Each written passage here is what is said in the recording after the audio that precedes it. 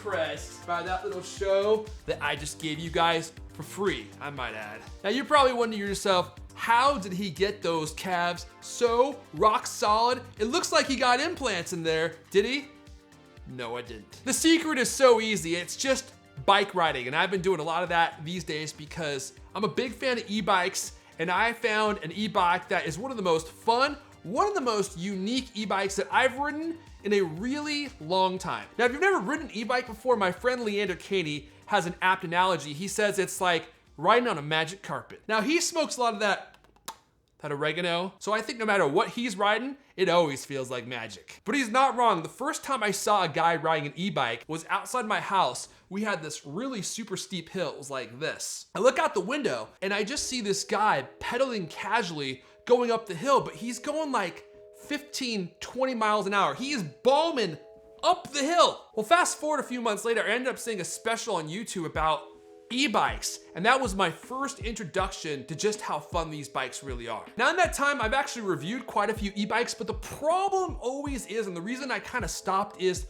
they're all so gall darn expensive. Now just to put that in context, there's a bike that just came out recently by Specialized, and it retails for $4,500. Most people would never dream of spending that much on a bicycle. That's why I was excited when I ran into this bike from a company called Rad Power Bikes, who just happened to be local here in Seattle. They have this new bike that came out called the RadRunner. It's a compact, single speed, vintage moped looking e-bike, which is kind of really popular these days. Everyone is trying to create like those vintage 70s looking moped e-bikes that you can just kind of like cruise around, except a lot of those e-bikes are $2,000, $3,000. Well, this one is only $1,200. I know that might sound like a lot, but $1,200 in the world of e-bikes is actually probably the cheapest price that I think you can get, especially if you want to get an e-bike from a reputable company. There's a lot of fly-by-night e-bike operations who just ship their stuff in from China, then you might get a bike for $1,000, but the problem is if you have any problems with it, you're out of luck. But beyond price, beyond the way it looks, it always comes down to one thing with e-bikes, and that is how much fun is it? The RadRunner is pretty much the perfect bike for just cruising around town, especially if you live somewhere flat. Now I live in Seattle where it's really hilly, but this bike still gets around. It has a 750 watt motor, so it can still bomb around town, no problem, up and down hills for the most part. Steep hills, sometimes it kind of struggles. But the bottom line is when you're riding on the RadRunner, you're just gonna have a smile from ear to ear. You're gonna be enjoying your ride the entire time. On the RadRunner, there's an optional passenger package. It's basically like a big cushion that you can install. And then when you lower the rider's seat, it sits flush with the passenger seat. So you can have two people on the RadRunner cruising around at the same time. The bike can hold up to 350 pounds, so even Alex E's mom can get on the back. You have a range of up to 45 miles, and of course that's gonna vary depending on how hilly it is and how fast you ride. But a fun part is like most electric bikes, the battery will amplify your pedals. So if you're going up a hill, you can just churn up the power and you'll have to pedal hardly at all to be cruising up that hill really fast. Or what you can do if you're completely lazy, or maybe you just want to roll around your beach town or something, there is a throttle on the right handlebar and you can just crank that thing and ride it around like a scooter all day long without pedaling at all. And actually that's what the RadRunner was designed to do. You can pedal it if you want to and it works like a normal bike, but because of the way it's designed, your legs will be kind of bowed out a little bit sometimes, and it's a little hard to ride it, especially if you want to stand up and like cock back and forth when you're trying to go up a hill. It's really meant to be used with the throttle so you can just cruise around that way. But when I'm on it, I'm usually pedaling because I actually really like the pedal amplification, and that way you can get a little bit exercise too when you're riding around and just have the power back up your pedals so that you're not pedaling quite as hard. Now in the front left grip, you have your little basic control panel. I actually kind of like that this doesn't have a screen on it or anything. It just has some buttons that let you adjust the power level. So how much do you want the battery to assist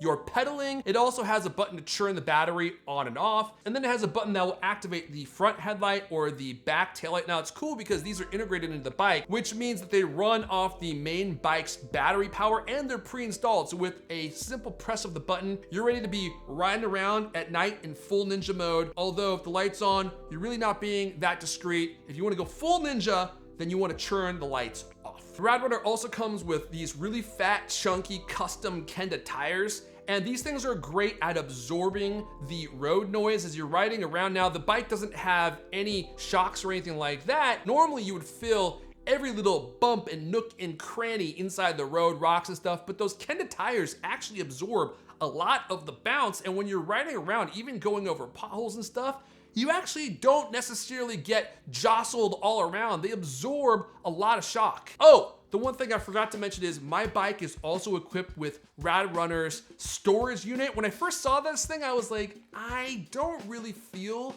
like that is gonna be all that convenient to use. It looks like my legs are gonna hit it when I'm riding, but you kind of sit on the bike so bow-legged that your knees don't touch the storage unit at all. And it has a lot of storage unit in there. So there is space for a large water bottle. You can put your wallet, your phone, all sorts of stuff. And then in the lid, it has a little cup holder. So if you want to keep your Starbucks cappuccino in there, you go right ahead. It also has a phone holder in there with a little elastic band and like a sticky pad so you can stick your phone in there. So what I've been doing is I boot up Spotify or I put on some YouTube videos. I just put my phone in there and then I'm just cruising around watching YouTube or listening to music, and it's real great. So far, I love the RadRunner. There's not a lot that I can complain about with the bike, although I will touch on some stuff in just a sec, but it's only $1,200. It's a super tight package. It's compact. It's so much fun to ride around. But let me touch upon a few things that I wish they would change on the RadRunner. There's a few upgrades that I would make if I were in charge of engineering.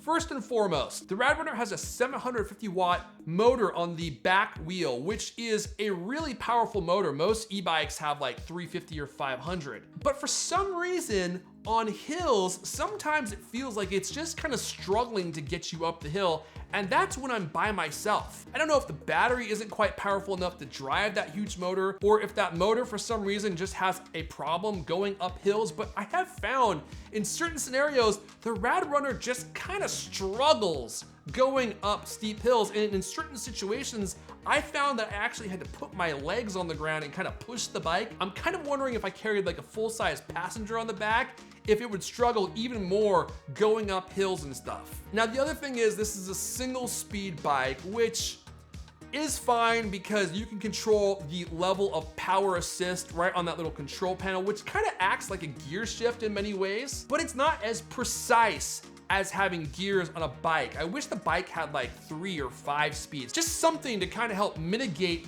how the bike moves around, because with the control panel, when you press level 1, level 2, level 3, I feel like oftentimes the level of power that is gonna be generated for your pedal assist is either too little or too much. I wish there was kind of like a middle ground so I could dial in just the right amount of assist that I wanted when I'm actually pedaling. And the only other little niggle that I would say is I wish the front headlight was a little bit brighter and had a wider beam. It's pretty narrow and I feel like it's not very bright. When I'm riding around at night, I don't really think that it's all that useful. I think it's more useful for people seeing that you're on the road and not squashing you, as opposed to actually illuminating the path before you. I wish it had a wider angle and was just a little bit brighter. But all of that said, when I take everything into account, for $1,200, I think this is one of the best bike values that there is on the market right now. If you're interested in the RadRunner, I'll link to it down in the description down below. Let me know if you have any questions. I've been riding around on this thing for a few months now. I'd be happy to answer